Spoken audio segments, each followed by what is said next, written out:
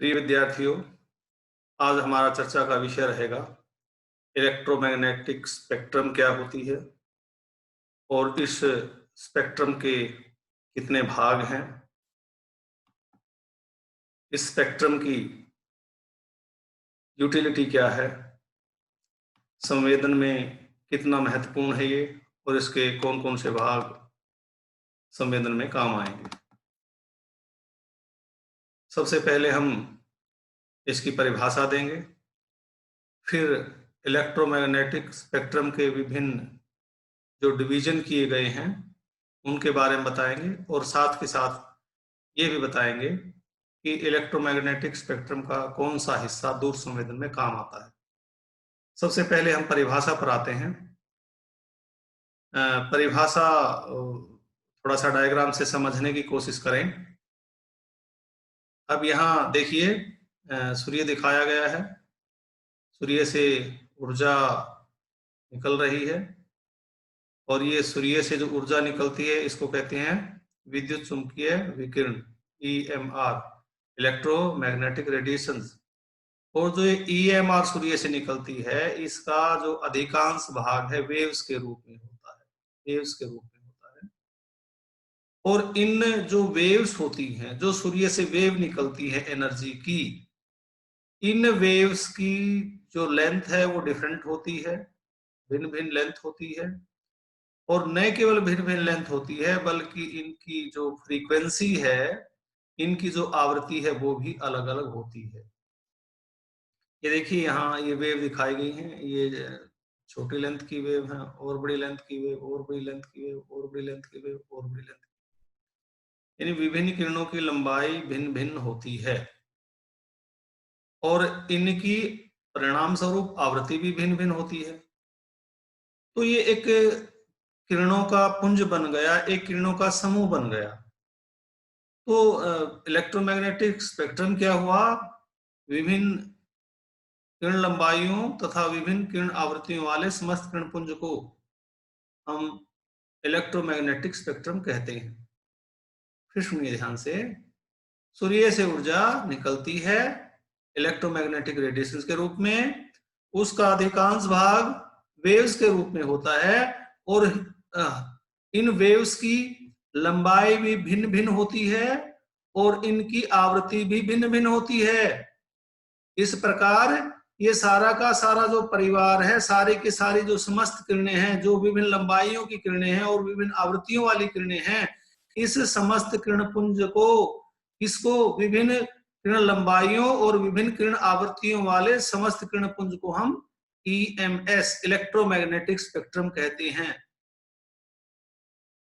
और थोड़ा सा अगर और इसको आसान तरीके से मैं समझाऊं, इनफैक्ट EMS क्या है, सिंपल वर्ड्स में अगर बताया जाए, बिल्कुल तुम्हें और भी आसान लगेगा। जैसे कि ज्वाइंट फैमिली होती है ना, उसमें कोई छोटा सदस्य होता है, कोई 2 साल का, कोई 5 साल का, कोई 10 साल का, कोई 15 साल का, कोई 50 साल का, कोई 60 साल का, कोई 90 साल का। वास्तव में इलेक्ट्रोमैग्नेटिक स्पेक्ट्रम में ज्वाइंट फैमिली है वेव्स की, वेव्स की ज्वाइंट फैमिली है, किरणों की ज्वाइंट फैमिली है।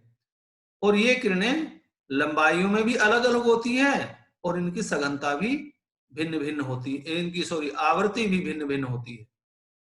यानी इसमें बिल्कुल छोटी से छोटी तरंगों से लेकर, जिसको हम कॉस्मिक वेव्स भी कह देते हैं, और बड़ी से बड़ी तरंगे जिनको हम रेडियो वेव्स कहते हैं, सारी की सारी तरंगे इसमें शामिल हो जाती हैं।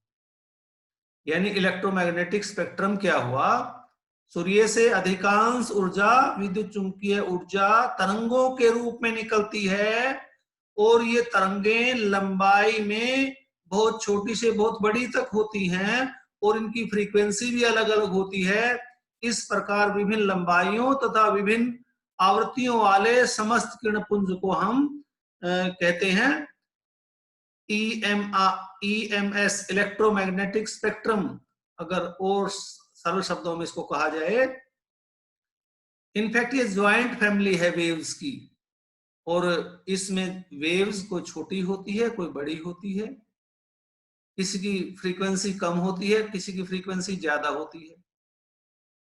यानी इसमें छोटी से छोटी वेव्स से लेकर, जिसको हम कॉस्मिक वेव्स भी कह देते हैं, बड़ी से बड़ी तरंगे जिसको हम रेडियो वेव कहते हैं, सारे के सारे जो तरंग लंबाई और तरंग सघनता आ जाती है इलेक्ट्रोमैग्नेटिक स्पेक्ट्रम में।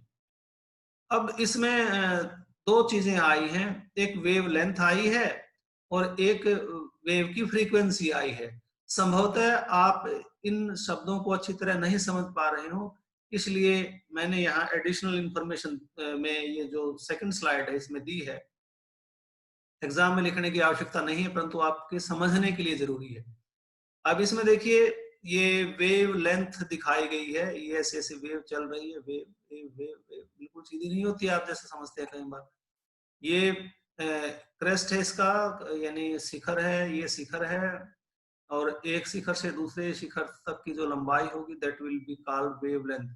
या ये कह लीजिए कि जो ये आपका गर्त है इसका, इसको ट्रफ कहते हैं, ये बिल्कुल गर्त है, तलहटी कहिए बिल्कुल सरल शब्दों में।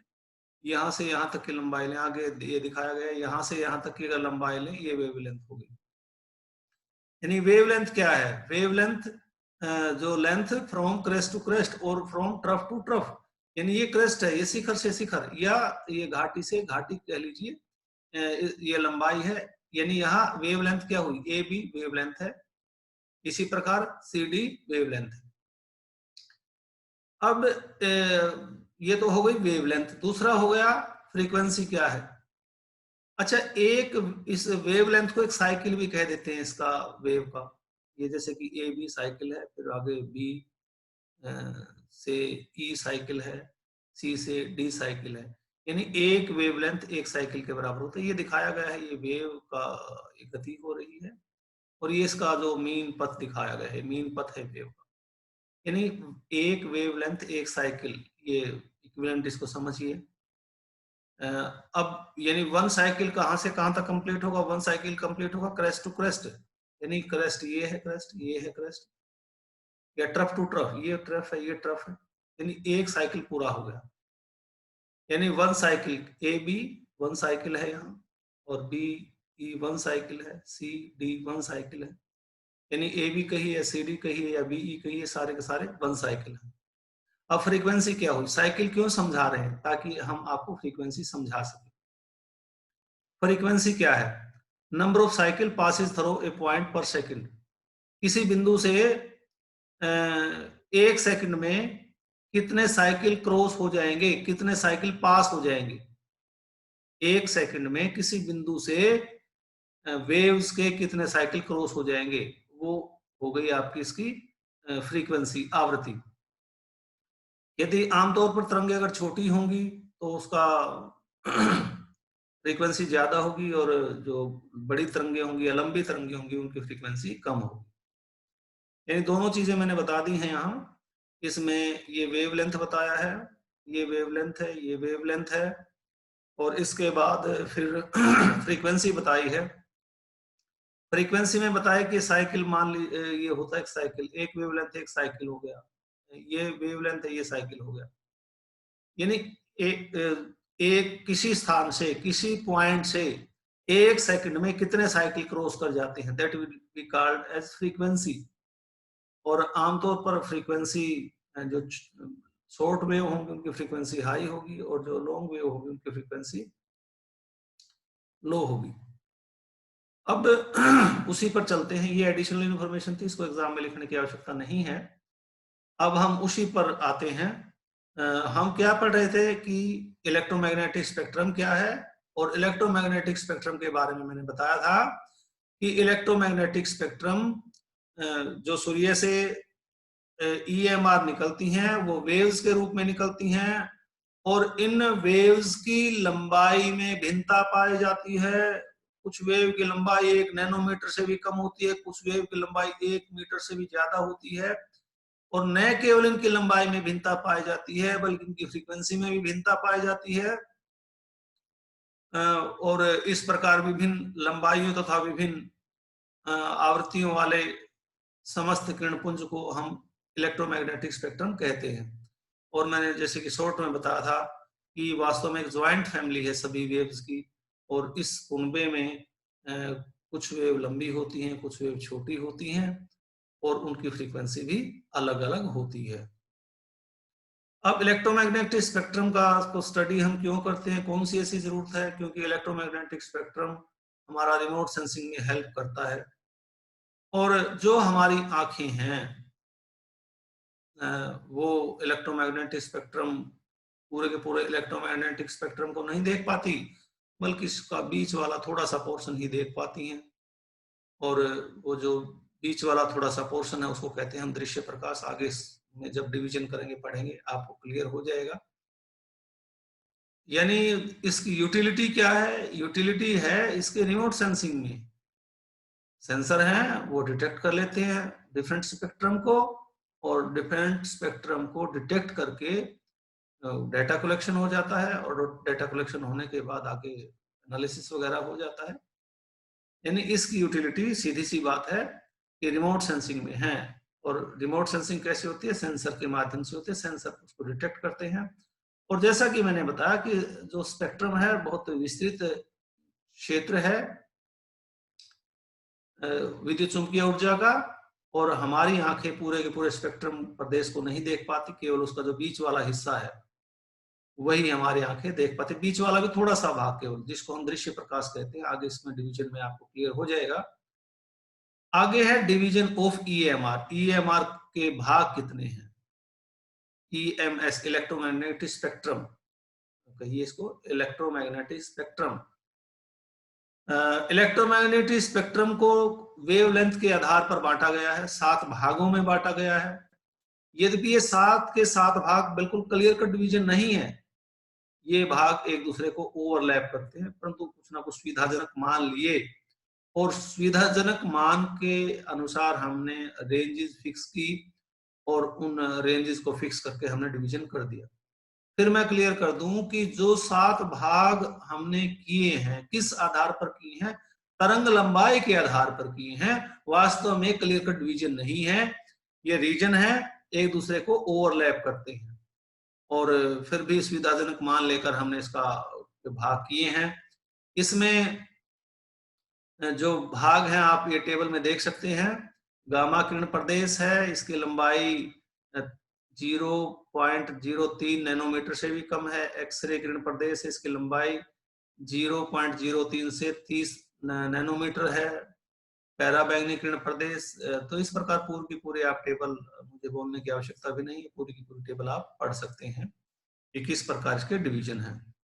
अच्छा, ये इसमें जैसे कि आए हैं, नैनोमीटर आया है और माइक्रोमीटर आया है, ये चीजें आई हैं। तो नैनोमीटर की लंबाई कितनी है होती है, माइक्रोमीटर की लंबाई कितनी होती है, एडिशनल इंफॉर्मेशन में यहाँ दी है। एडिशनल इंफॉर्मेशन आपको लिखने की आवश्यकता नहीं है, केवल आपके नॉलेज के लिए है। अब इसमें एंगस्ट्रॉन होता है। एंगस्ट्रॉन ये कह लीजिए 1 मीटर का 10 अरबवां हिस्सा 1 एंगस्ट्रॉन के बराबर होता है। नैनोमीटर इसमें आएगा, बार बार में नैनोमीटर आएगा। नैनोमीटर 1 मीटर का अरबवां हिस्सा होता है।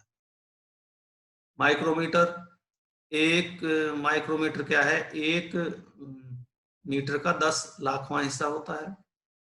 1 मिलीमीटर 1 मीटर का 1000वां हिस्सा। 1 सेंटीमीटर 1 मीटर का 100वां हिस्सा, ये तो आप जानते ही हैं। यहाँ लिखा है NM stand for nanometer and mu M stand for micrometer.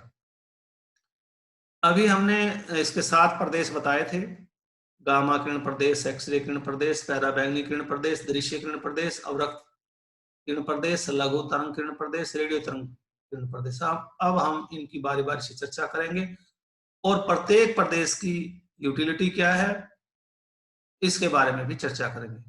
यहाँ जब हम पॉइंट्स की चर्चा करेंगे उसमें 2 ही 3 पक्षों की चर्चा करनी है। उसमें तरंगों की लंबाई कितनी है, उस किरण प्रदेश का कौन सा बैंड, कौन सा हिस्सा, या कौन सी किरणें उस किरण प्रदेश की दूर संवेदन में काम आती है और कौन सी किरणें दूर संवेदन में काम नहीं आती है।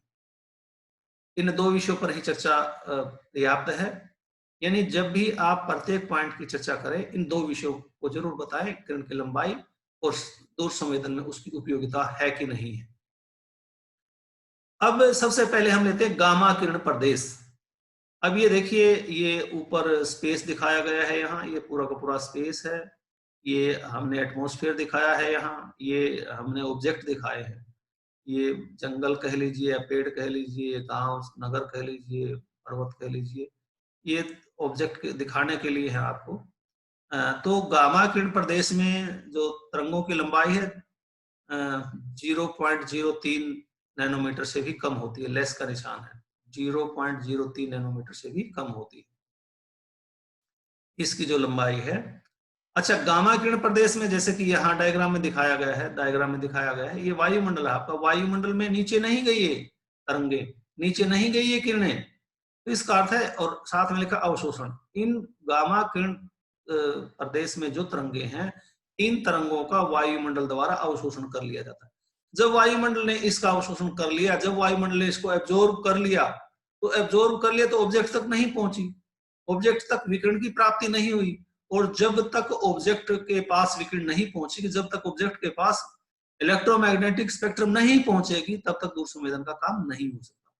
यानी सीधी सी बात है, गामा किरण प्रदेश में तरंगों की लंबाई 0.03 नैनोमीटर से कम होती है, और इस गामा प्रदेश की जो किरणें हैं वायुमंडल के ऊपरी हिस्से द्वारा अवशोषित कर ली जाती हैं। परिणाम स्वरूप ये ऑब्जेक्ट तक नहीं पहुंच पाती, यानी विकिरण की प्राप्ति नहीं होती। और जब तक विकिरण की प्राप्ति नहीं होगी, जब तक रिमोट सेंसिंग का काम नहीं हो सकता। और जैसा कि पहले भी मैंने जो व्याख्यान दिया रिमोट सेंसिंग से संबंधित, उसमें बताया था कि ऊर्जा का ऑब्जेक्ट तक पहुंचना जरूरी है। जब तक ऊर्जा ऑब्जेक्ट तक पहुंचकर उसको प्रकाशित नहीं करेगी, रिमोट सेंसिंग का काम नहीं हो सकता। तो ऊर्जा यहाँ गामा किरण प्रदेश की पहुंची ही नहीं, तो दूर संवेदन का काम नहीं हो सकता। नेक्स्ट जो प्रदेश है एक्सरे किरण प्रदेश। एक्सरे किरण प्रदेश में तरंगों की लंबाई जो होती है 0.03 नैनोमीटर से 30 नैनोमीटर तक होती है। और यहां भी दिखाया गया, ऊपर का हिस्सा ये स्पेस है, और नीचे ये वायुमंडल का हिस्सा है, यहाँ पूरा का पूरा इस लाइन से नीचे वायुमंडल है ये। और इसमें भी दिखाया गया है कि ये यहाँ पर अवशोषण हो गया एक्सरे किरण प्रदेश का।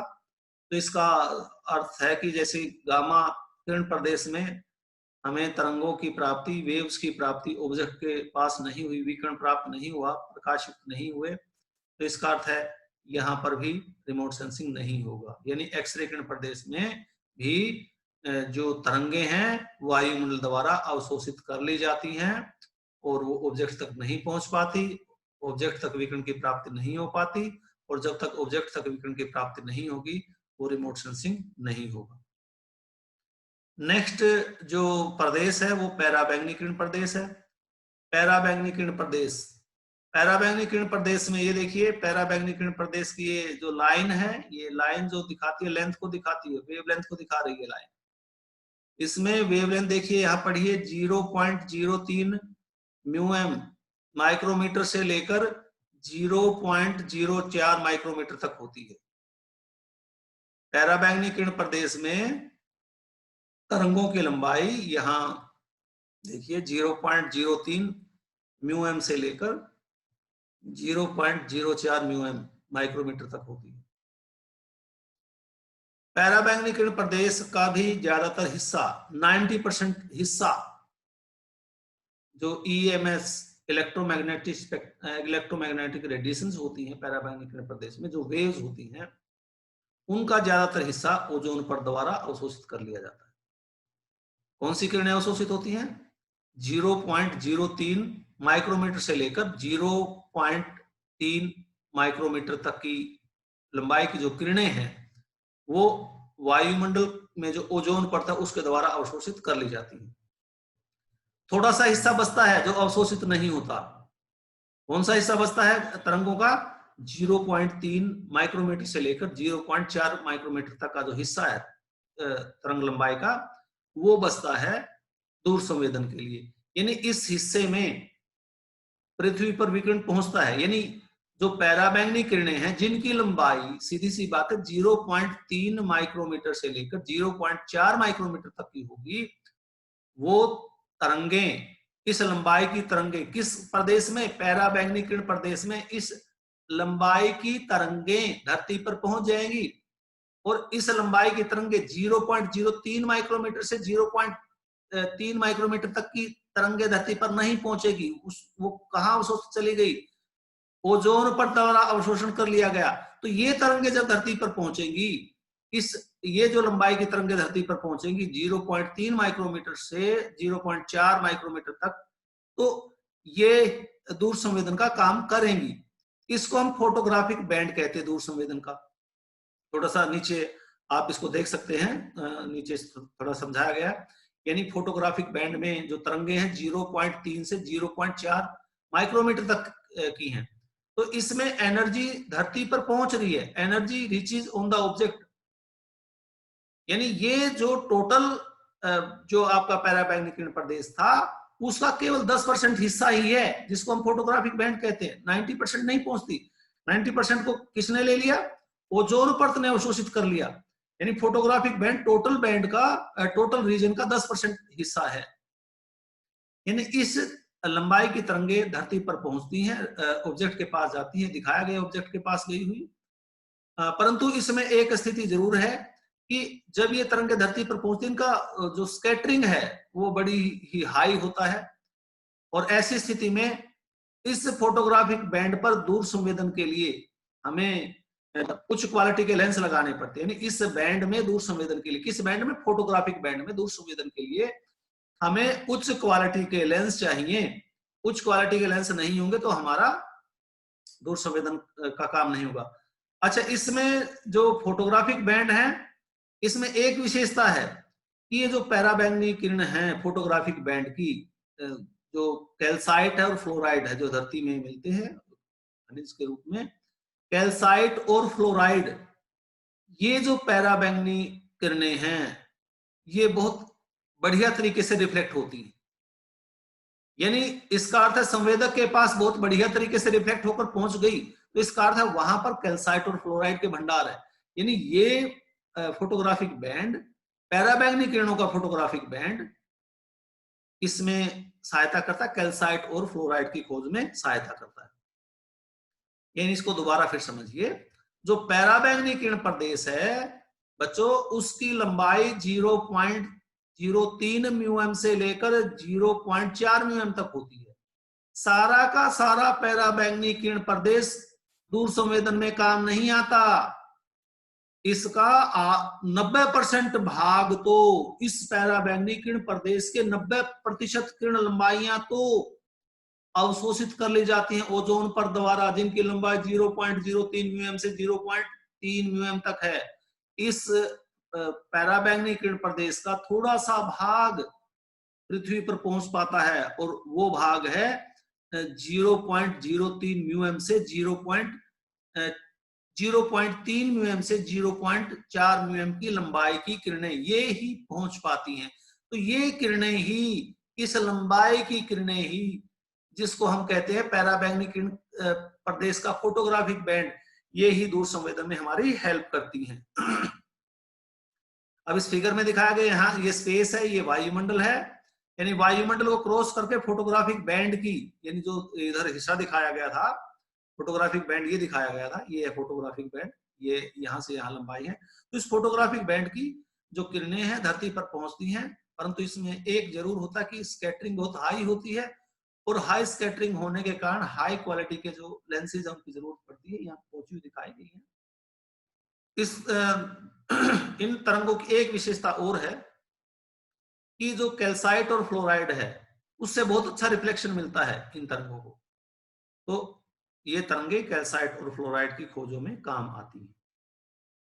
आगे दृश्य प्रदेश, जिसका इंट्रोडक्शन के टाइम हमने चर्चा किया था कि दृश्य प्रदेश में ही मानव देख पाता है।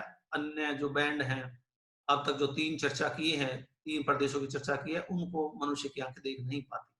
मनुष्य की आंखें दृश्य प्रदेश में ही काम करती हैं, और ये दृश्य प्रदेश है सबसे बढ़िया, बहुत बढ़िया, सबसे अच्छा जो रीजन है रिमोट सेंसिंग के लिए, most favourable region for remote sensing, सबसे अच्छा जो क्षेत्र है रिमोट सेंसिंग के लिए। और दृश्य प्रदेश में ही हमारी आंखें देख पाती हैं। और दृश्य प्रदेश में तो 3 बैंड हैं आगे, एक ब्लू बैंड है, ग्रीन बैंड है, रेड बैंड है, नीला बैंड, हरा बैंड, लाल बैंड। नीले बैंड में तरंगों की लंबाई 0.4 माइक्रोमीटर से लेकर 0.5 माइक्रोमीटर तक होती है। ग्रीन बैंड में जैसा कि यहाँ फिगर में दिखाया गया है, ग्रीन बैंड में तरंगों की लंबाई 0.5 माइक्रोमीटर से लेकर 0.6 माइक्रोमीटर तक होती है, और रेड बैंड में 0.6 माइक्रोमीटर से लेकर 0.7 माइक्रोमीटर तक होती है। बिल्कुल क्लियर कट लिखा है, लंबाइयां लिखी हैं, यहाँ देखिए, ये देखिए, ये देखिए, लंबाइयां लिखी है, नीचे लिखा है blue band, green band and red band. तो लंबाइयों के अनुसार इसका विभाजन है। और ग्रीन बैंड है, यहाँ सबसे ज्यादा परावर्तन होता है, जो बीच वाला बैंड है दृश्य प्रदेश का, सबसे ज्यादा परावर्तन इसी क्षेत्र में होता है, most reflective band of remote sensing. तो ये ग्रीन बैंड है, ये इन ब्लू बैंड और रेड बैंड की तुलना में बहुत ज्यादा रिमोट सेंसिंग में काम आता है।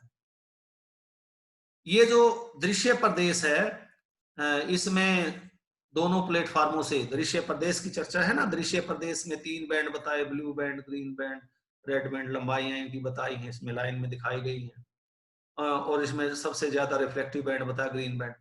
जो आपका दृश्य प्रदेश है, दृश्य प्रदेश में जो आपके दूर संवेदन के 2 प्लेटफार्म है, एटमॉस्फेरिक प्लेटफार्म है, स्पेस वाला प्लेटफार्म है। एटमॉस्फेरिक प्लेटफार्म कौन सा है? जिसमें हवाई जहाज में सेंसर लगे होते हैं। स्पेस वाला कौन सा है? सैटेलाइट में जब जो सेंसर लगे होते हैं। तो दोनों जो आपके प्लेटफार्म है, दोनों प्लेटफार्मों से दूर संवेदन का काम किया जा सकता है। 5वां है infrared wave region. Infrared wave region, अवरक्त तरंग प्रदेश। अवरक्त तरंग प्रदेश में तरंगों की जो लंबाई है 0.7 से 100 माइक्रोमीटर तक होती है, यानी बहुत चौड़ा प्रदेश है ये। अन्य प्रदेशों की तुलना में देखिए बहुत चौड़ा है, और की लंबाई इतनी ज्यादा नहीं थी। अब इस प्रदेश में यानी छोटी तरंगे और बड़ी बहुत लंबाई की तरंगे इस प्रदेश में, यानी कुछ तरंगे ऐसी भी है जिनकी जो लंबाई है 0.7 माइक्रोमीटर है, कुछ की 0.8 होगी, कुछ की 0.9 होगी, कुछ की 1, 2, 3 एंड सो ऑन, इस प्रकार चलते रही, यानी 100 माइक्रोमीटर तक लंबाई है, यानी ये विस्तृत बैंड है। अच्छा, इस में एनर्जी, इंफ्रारेड रीजन में एनर्जी का जो इंटरेक्शन होता है, एनर्जी का इंटरेक्शन किससे? ऑब्जेक्ट से। एनर्जी का जो इंटरेक्शन ऑब्जेक्ट से होता है, उस समय भी बहुत भिन्नताएं पाई जाती हैं, आगे इसकी चर्चा होगी। बहुत भिन्नताएं पाई जाती हैं। लंबाई बताई, एक इंपॉर्टेंट बात ये बताए कि बहुत ज्यादा भिन्नताएं हैं इसमें एनर्जी के साथ ऑब्जेक्ट की जो इंटरेक्शन होती है, इसमें बहुत सारी वेव्स ऐसी हैं, यानी बहुत सारा क्षेत्र कह लीजिए सीजन में ऐसा है जो एब्जॉर्ब हो जाएगी, बहुत सारा वेव्स ऐसी हैं जो एब्जॉर्ब नहीं होंगी। तो इस प्रकार जो अवशोषण बैंडों द्वारा वायुमंडलीय खिड़कियां सेपरेट होती हैं, पृथक्करण होता है। अवशोषण बैंडों द्वारा वायुमंडलीय खिड़कियां का पृथक्करण होता है। लंबाई बताई, और दूसरा ये बताया कि डिफरेंसेस बहुत ज्यादा है इसमें एनर्जी और ऑब्जेक्ट के इंटरेक्शन में। तीसरा बताया कि बहुत सारे अवशोषण बैंड है, वो अवशोषण बैंड जो वायुमंडलीय बैंड है, वायुमंडलीय खिड़कियां हैं। वायुमंडलीय कौन से हैं? ट्रांसमिशन बैंड, यानी इसमें सीधी सी बात है, कुल काफी सारे जो बैंड है इसमें ट्रांसमिट होती है एनर्जी, काफी सारे बैंड है जो अवशोषित हो जाते हैं। तो कहीं अवशोषण का आ गया, कहीं ट्रांसमिशन का आ गया। तो इसको ये कह सकते हैं कि इसमें जो अवशोषण बैंडों द्वारा जो वायुमंडलीय खिड़कियां कौन सी हैं? जहां पर ऊर्जा का ट्रांसमिशन हो गया, वो अलग होती है। अब इस बैंड के, किस बैंड के? इंफ्रारेड रीजन के या अवरक्त तरंग प्रदेश के 2 भाग हैं मूलतः, एक परावर्तित अवरक्त, दूसरा है तापीय अवरक्त। परावर्तित अवरक्त, तापीय अवरक्त, अब इनकी चर्चा करेंगे। अब परावर्तित अवरक्त में क्या है?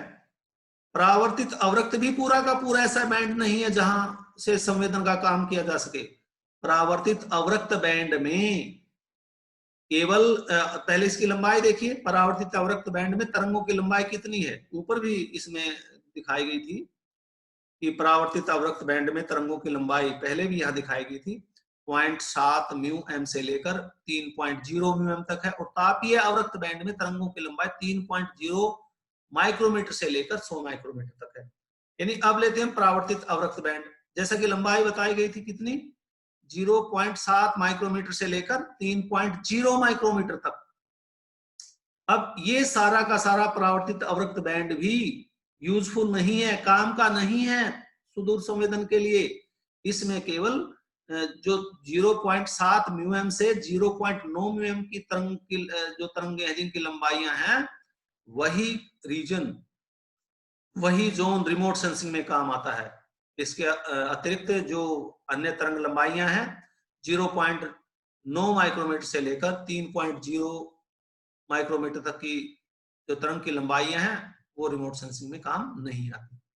यानी परावर्तित अवरक्त बैंड में भी थोड़ा सा रीजन ऐसा है जहां ऊर्जा का ट्रांसमिशन हो सकता है और वो दूर संवेदन में काम आता है।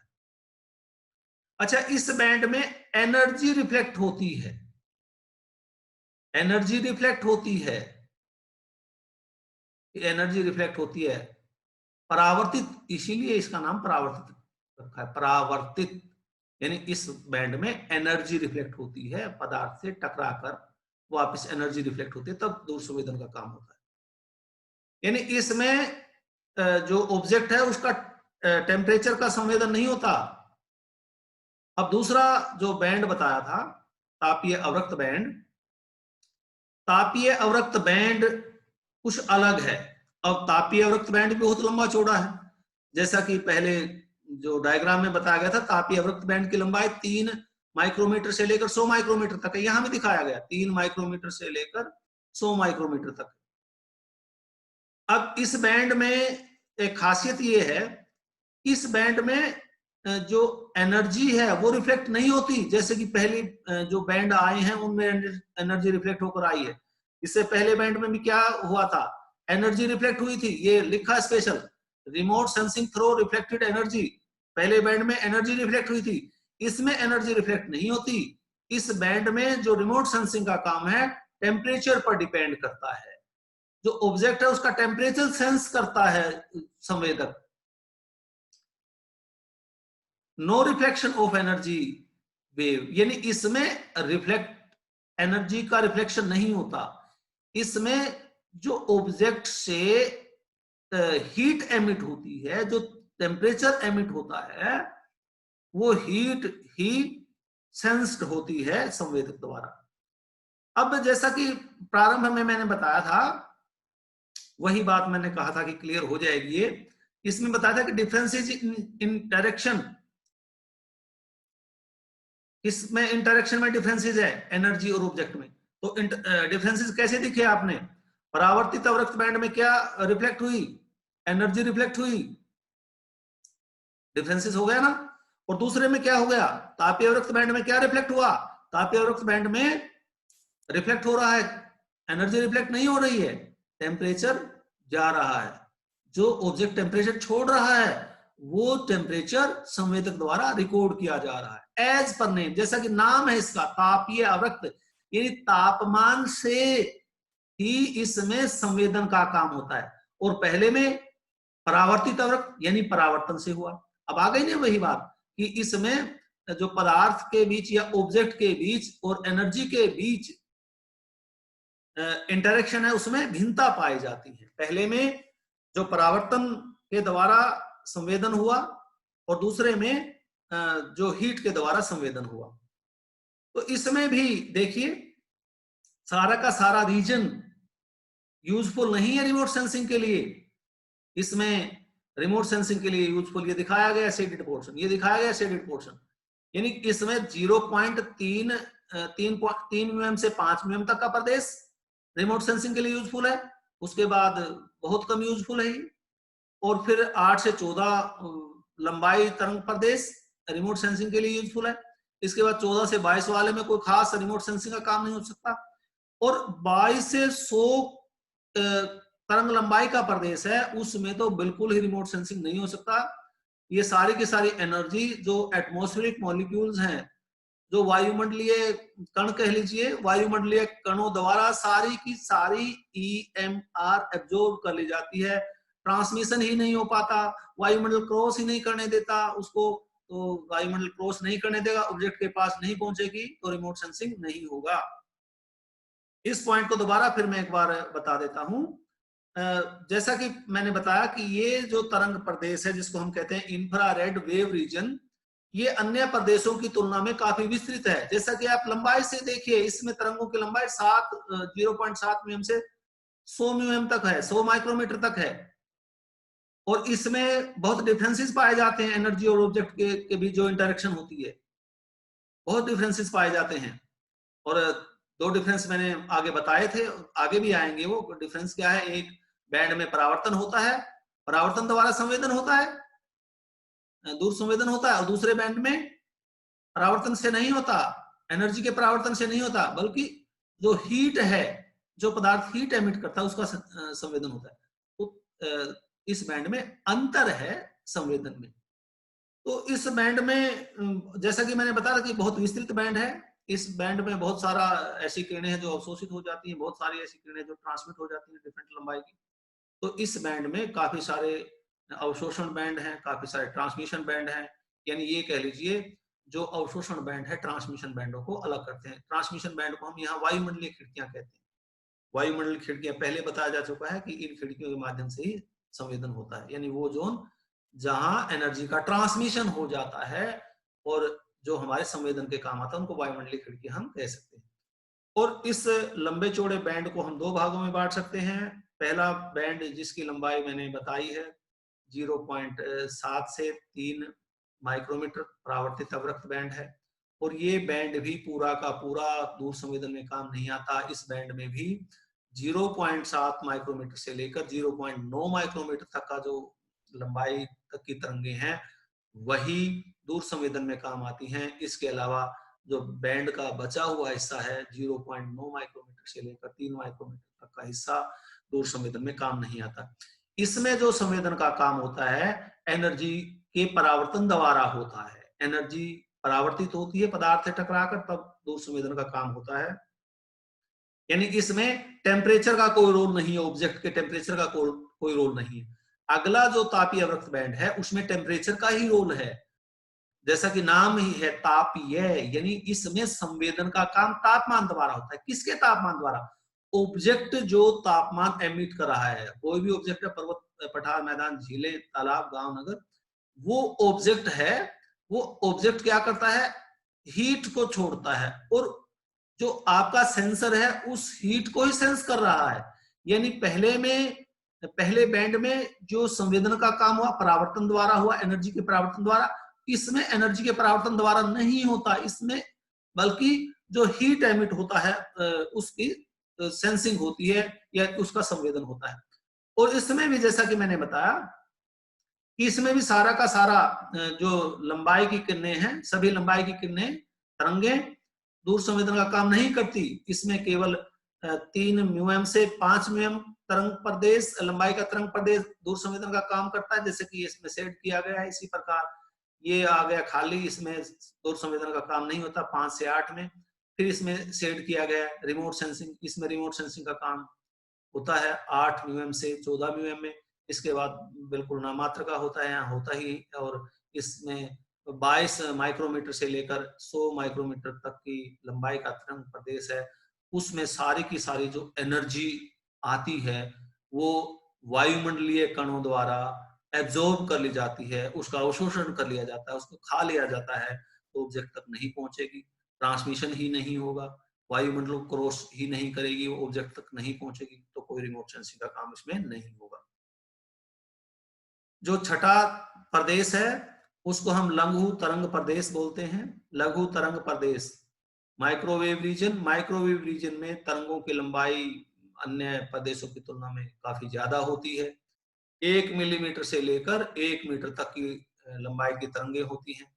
और इस प्रदेश की तरंगों की खासियत ये है कि ये तरंगे काफी लंबी होती हैं, और ये चाहे धुंध हो, कोहरा हो, हल्की वर्षा हो, अंधेरा हो, सभी को क्रॉस कर जाती हैं, कोई इनको रोक नहीं पाता। ये नहीं है कि इन किरणों को धुंध अवशोषण कर लेगी, कोहरा अवशोषण कर लेगा, हल्की वर्षा अवशोषण, अंधेरा अवशोषण कर लेगा। ये तरंगे किसी के रुके नहीं रुकती। और इसमें जो स्कैटरिंग की क्रिया है, जो व्यवधान उत्पन्न करती है दूर संवेदन में, वो भी बहुत ही कम होती है। तो परिणाम क्या होता है? तो ये तरंगे क्या काम करेंगी? परिणाम क्या होगा, ये तरंगे दिन में भी दूर संवेदन का काम कर देंगी, रात में भी कर देंगी, और बादलों में भी कर देंगी, अंधेरे में भी कर देंगी, वर्षा के टाइम भी कर देंगी। यानी हर समय रिमोट सेंसिंग का काम इसमें हो सकता है, चाहे बुरा मौसम हो, चाहे दिन हो, रात हो। और इसमें रिमोट सेंसिंग का काम दोनों प्लेटफॉर्म से हो सकता है। दो प्लेटफॉर्म जैसे कि वायुमंडलीय प्लेटफॉर्म बताया जा चुका है पहले, अंतरिक्षीय प्लेटफॉर्म। जो हमारा राडार सिस्टम है, इन्हीं लघु तरंगों का प्रयोग करता है, और हर समय वो दिन में, रात में, वर्षा में, कोहरे में, बादलों में, हर समय वो काम करता रहता है। जैसा कि मैंने बताया, लघु तरंग प्रदेश में तरंगों की लंबाई 1 मिलीमीटर से लेकर 1 मीटर तक होती है, यानी काफी लंबी तरंगे हैं। इन तरंगों की खासियत क्या है, विशेषता क्या है? ये तरंगे धुंध से, कोहरे से, हल्की वर्षा से, अंधेरे से, बादलों से पार पा सकती है, इनको क्रॉस कर सकती है, इनसे ट्रांसमिट हो सकती है। और दूसरी विशेषता ये है कि इन तरंगों में जो स्कैटरिंग की क्रिया है बहुत ही कम होती है। परिणाम क्या होता है, अब इसका परिणाम क्या निकलेगा कि ये जो तरंगे हैं, कौन सी तरंगे हैं, जो आपकी लघु तरंगे हैं, वो काम आएंगी, चाहे आपको रात को रिमोट सेंसिंग का काम करना है, चाहे बादलों में करना है, चाहे अंधेरे में करना है, और चाहे आपको वर्षा के समय, कोहरे के समय, धुंध के समय काम करना रिमोट सेंसिंग का, तो उस समय क्यों ये क्रॉस हो जाती है हर मामले से। इनको ये बाधाएं ही उत्पन्न नहीं कर पाता, डार्कनेस उनको बाधा ही नहीं कर उत्पन्न कर पाता वर्षा। तो हर समय सुदूर संवेदन के लिए ये तरंगे यूज की जा सकती है। जो हमारा रडार सिस्टम है, इन तरंगों का उपयोग करता है। आगे है रेडियो तरंग प्रदेश।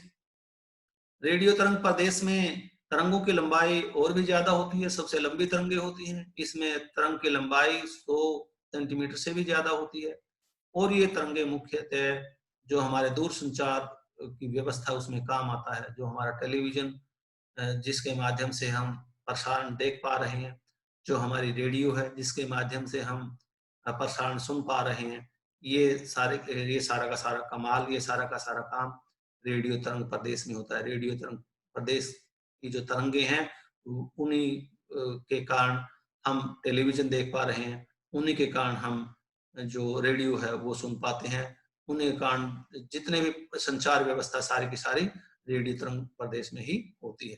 तो ये था आपका टॉपिक विद्यार्थियों, इलेक्ट्रोमैग्नेटिक स्पेक्ट्रम क्या होती है, उनके कौन से प्रदेश हैं, और कौन कौन से भाग इलेक्ट्रोमैग्नेटिक स्पेक्ट्रम में ऐसे हैं जो सुदूर संवेदन के काम आते हैं, और कौन से भाग ऐसे हैं जिनका अवशोषण हो जाता है।